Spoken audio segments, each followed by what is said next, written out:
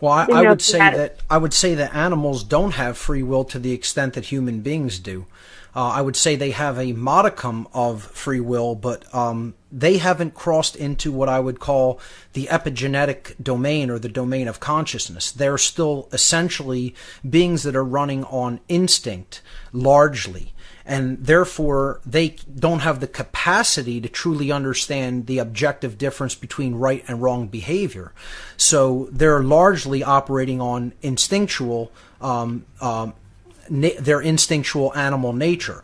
We have that instinctual animal nature, but we've also been gifted with a mind that is capable and is advanced, in its development to the complexity where has the capacity to understand the difference between right and wrong modalities of behavior. And that's what makes us bound by natural law. When you step into that realm of the capacity for knowledge, then you are also taking on the responsibility that goes hand in hand with it. That's why I tell people you cannot look at the animal kingdom and say, well, animals do this to other animals, so therefore it must be okay for human beings to do this to animals or for human beings to do this to other human beings. And that's an absolutely flawed, illogical, fallacious argument. It's a logically fallacious argument. We are held to a higher standard than the animal kingdoms because we don't just have the instinctual response mechanisms that animals do. We also have the higher thought functions that human beings have been gifted with as a result of our developmental, natural evolutionary progression, the development of our species in consciousness. So because we've crossed into that epigenetic domain where we have the capacity for holistic intelligence, that makes us bound by the laws of morality. So that's where I would say the human beings and animals different. You cannot apply natural law as I'm talking about it to the animal kingdom and say, well, hey, that lion's going to have a lot of karmic debt coming down upon it because it took down that gazelle on the the plains of Africa and devoured it with its pride. No, it doesn't. Natural law doesn't work that way for the animal kingdom. If a human being went out and just hunted another human being and cannibalized it, yeah, there's going to be a lot of karmic consequence because of that, because we are held to a higher account because of our level of complexity in mind. So I hope that really explains my take on how natural law fits in with the human species as opposed to the animal kingdom. We are more than just any other animal. One thing I do want to say regarding your first comment on not choosing to consume animals or animal products for food. I am in the process of going full vegan. I'd say I'm about 98% there. My last holdout is I'll still have a piece of pizza every now and again, but I've found a good vegan pizza place in Philadelphia where have been ordering from. So I've been moving toward going full vegan to eliminate the suffering that goes along with other animal products as well as just the meat industry as well. Oh, I definitely think that it is. I think that level of suffering that is being brought into the world needlessly. And, people will still debate and argue, well, we need this animal product in our diet. It's pretty much been conclusively proven we don't really need meat or animal products in the human diet. It is very, very possible to live, especially in the modern world, with the way food production and flow happens in the world, to live without any animal products in the diet. So, I've been using coconut oil instead of butter. I've been making non-dairy ice cream. I got a homemade ice cream maker, and I make great non-dairy ice creams with fresh produce and coconut milk as a base or almond milk as a base. I've been buying almond-based cheese and shredding that over pizza or making a grilled cheese sandwich with that quote-unquote cheese. There's a lot of good and easy substitutes when it comes to how we can supplement our diet with non-animal based products that are just plant-based. So I think that the argument that consuming animals and animal byproducts in the ways that we do is as being necessary doesn't hold much water for me. And it's a controversial stand because people are so attached to it. Like I said, carnism is a religion. Eating meat is a religion. No, literally, it's something that we're so attached to.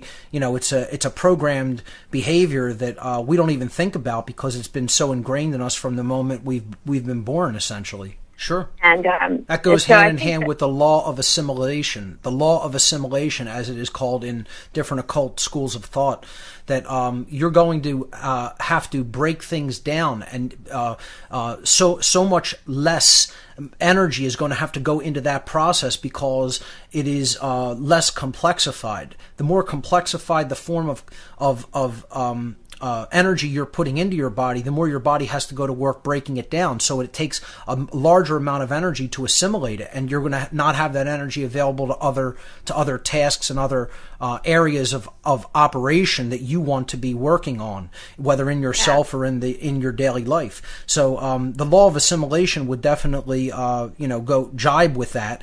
That if you want that energy available for other things, you don't want it to be going to work in the breaking down of things like meat products and other things that are going to be hard to assimilate.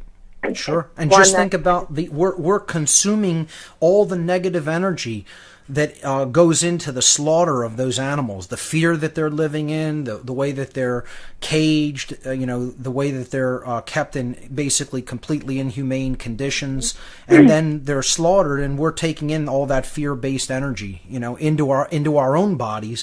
And it's this other thing, people don't even look at it from just a simple, in terms of 3D physical energy. Wouldn't it make just a whole lot more sense to get your energy directly from plants, which is where these animals get their energy from to grow? Then you're eating them, but really what's nourishing you is what they took into their body. So you're taking it secondhand. And then that makes more plants have to be grown, and harvested anyway. If you just went right to the real source, which is the plant, you're going to get it firsthand, and you're going to absorb it more readily through the law of assimilation. And the other aspect of this is really wherever all of the energy is coming from, ladies and gentlemen, in case you haven't figured it out yet, is the sun. That's where really we get all of our energy, through our food. So, what's more directly connected to the sun? Those animals or those plants? I think it's real simple to figure out. We were talking with Patty from Illinois, and I'll get right back to her in a moment. I just wanted to say, we were talking about veganism and just essentially transitioning to a non-animal-based diet. And I want to say a lot of the mistakes that I think people make when they try to transition to a vegetarian lifestyle is, one, they do it too quickly. And I don't think this is something that you should just go cold turkey on. I've said this before on my shows. I think this is one of the things that makes people fail at doing this. They try to just completely get off meat immediately and get off dairy immediately. You have to slowly transition off of it. I feel you do. You don't want to make really quick, sudden, abrupt changes to the chemistry of the body. Okay? The body is a complex mechanism with a lot of chemical interactions taking place within it, and anything you do immediately, right away, 100% cold turkey is going to be a shock to the whole system. So I think that's one of the first big mistakes a lot of people make when they transition to a vegetarian lifestyle, is they try to do it too fast or all at once cold turkey, and that's definitely the wrong way to go about doing it. The other thing I want to say is, and just highlight this in all capital letters with 1,000 exclamation points. If you're going to attempt to eat vegetarian or vegan, not to juice is the biggest mistake that you can possibly make in this lifestyle. Absolutely the biggest mistake that you can possibly make. If you are going to try to eat vegetarian or transition over to a vegan lifestyle, you absolutely must own a juicer and use it just about every single day of your life. Period. And, if you don't want to understand that, then I don't know what to tell you. But because juicing is the most important thing that you could possibly be doing for your health, as far as I'm concerned. That, in addition to purifying your water. You got to purify water, and you got to get onto good juices. I mean, right now I'm drinking a big glass right here of carrot, kale, spinach, cucumber. I mean, you drink that juice every day. I'm telling you, people will say, where does your protein come from on a vegetarian or vegan diet? Right there. Right there. And I guarantee you I'm getting more than you just ate in that steak, probably. Okay? Spinach, carrots, kale. I mean, you name it. Any leafy greens are going to be getting protein. Definitely in spinach. Definitely in carrots also there's protein. Kale, you're going to get probably more calcium than drinking any kind of milk. Vitamin A and C. Vitamin K, of course, in any leafy greens usually. There's tons of phosphorus, which is great for the brain. Potassium, iron. It has all the phytonutrients you need right there in that green juice. And here's the secret, folks. If you're going to juice, greens, put a carrot through with the greens. That's how you get the maximum green juicing out of those green leafy vegetables. You get an auger juicer if you don't have the money to buy an auger juice. Hey, as a matter of fact, forget that. I used to say, hey, auger juicers were really expensive. They're not anymore. You can get an auger juicer for under $100 now. A good one, too. About $99 will get you a decent vertical auger juicer, single auger. Okay, which will make you a high quality juice from just about any kind of produce that you could possibly think of. All right. You put the greens in there and then, send a carrot through. And trust me, you're going to have a great yield when you do it with that method. But I'm just saying, not to juice on a vegetarian or vegan lifestyle is the biggest mistake that you can possibly make on that type of eating, in that lifestyle. Not to juice is the number one mistake. And whenever I've asked people who've said I've tried to go vegetarian and it didn't work out for me, I asked them, were you juicing the whole time you tried to go vegetarian? No. The answer is always the same, invariably, every time, 100%. I've never heard anybody that said, I tried to go vegetarian, it didn't work out for me, and the whole time I was making this effort, I was juicing. Anybody who tries it with juicing usually succeeds. If they try it and they weren't juicing, they have a hard time with it. Not to juice is the biggest mistake in this transition, and I can't underscore that enough. So, yeah. I agree. It's a great way to concentrate that nutrition. Yep. And there's no way you could eat as much as you pour in a glass of juice. If I tried to eat the amount of kale or spinach that went into making this, I'd be there for half the day, literally. But I could drink a whole glass of that green juice with some carrot in there for a bit of sweetness and some beta carotene and other good protein. And I mean, it's delicious, number one, and you're nourishing all the trillions of cells in the body in the process. So people have to get on to juicing. I mean, I hammer that on everybody I talk to that's trying to improve their diet. Juicing is the number one way to do it, as far as I'm concerned. Yeah, that, and I really like smoothies as well. Sure. I make a lot of green smoothies with spinach and bananas and things like that.